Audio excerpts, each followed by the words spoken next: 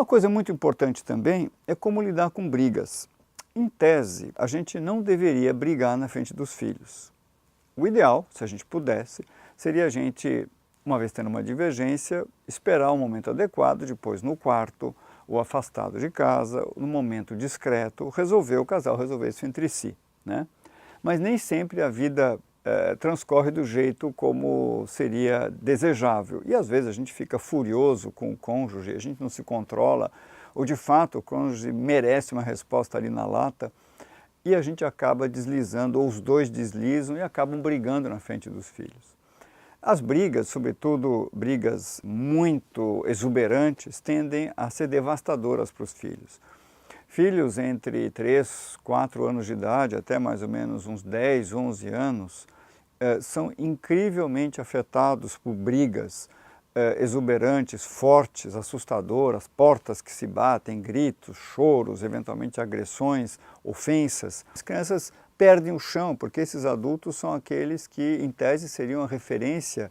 e a estabilidade de mundo para elas nessa fase. Claro que com o tempo, como tudo, elas se acostumam. O rio acaba achando o seu leito e elas procuram na babá, no irmão, em si mesmas, algum abrigo. Também constatam que o mundo não acabou e vão de uma maneira lidar com isso, a maioria delas. Mas isso produz efeitos, em geral, muito desestabilizadores. Agora, o que acontece se de vez em quando você tiver uma briga com o seu parceiro? Se você puder, se vocês não estiverem completamente sem condições de se relacionar, seria muito importante que em algum momento vocês procurassem a criança ou as crianças e falassem: olha,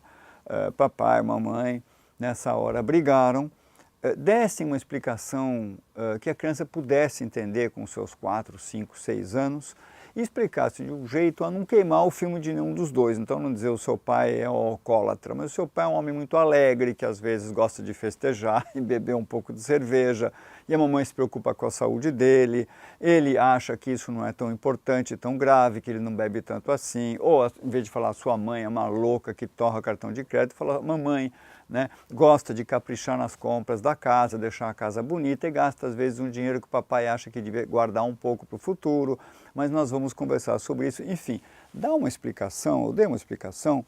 que deixe os dois, digamos assim, num lugar honrado de uma divergência leal entre dois adultos e diga para as crianças: olha, a gente ficou um pouco nervoso, você já viu às vezes também na sua escola, com o seu irmão, que às vezes crianças e adultos podem brigar, podem ficar chateados, mas a gente vai depois lá no quarto, vai conversar e vai fazer um combinado. Quando a gente conseguir fazer um combinado, a gente volta para você e te explica. Se vocês tiverem suficiente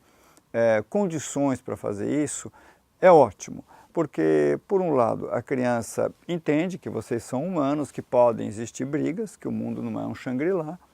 Ela consegue, isso é muito importante, ter alguma coisa que para de pé,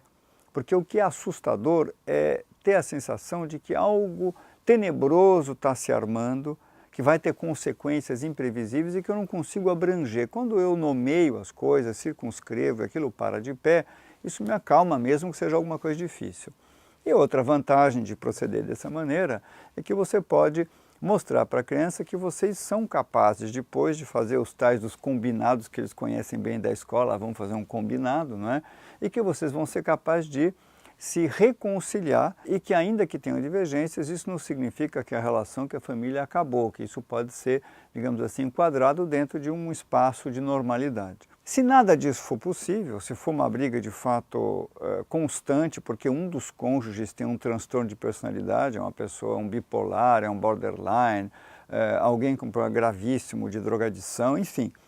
pode acontecer que você tenha um cônjuge que vale a pena, que seja uma pessoa muito interessante e que tenha um alto valor, mas que tenha um transtorno desse tipo e que não tenha condições de fazer combinado nenhum, que não tenha equilíbrio para conversar depois com a criança. Nesse caso, você vai ter que fazer isso sozinho ou sozinha depois, novamente não queimando o filme do seu cônjuge, explicar para a criança de alguma maneira que ela consiga compreender que você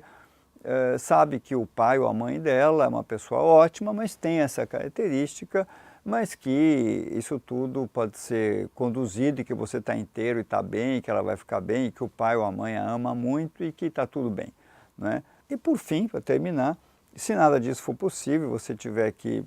até se separar, você vai ter que explicar isso também para a criança de uma maneira que ela possa entender. Em geral, aí eu recomendo procurar a ajuda de um profissional que organize melhor esse tipo de intervenção. Mas, em tese, brigar na frente de filhos é muito ruim.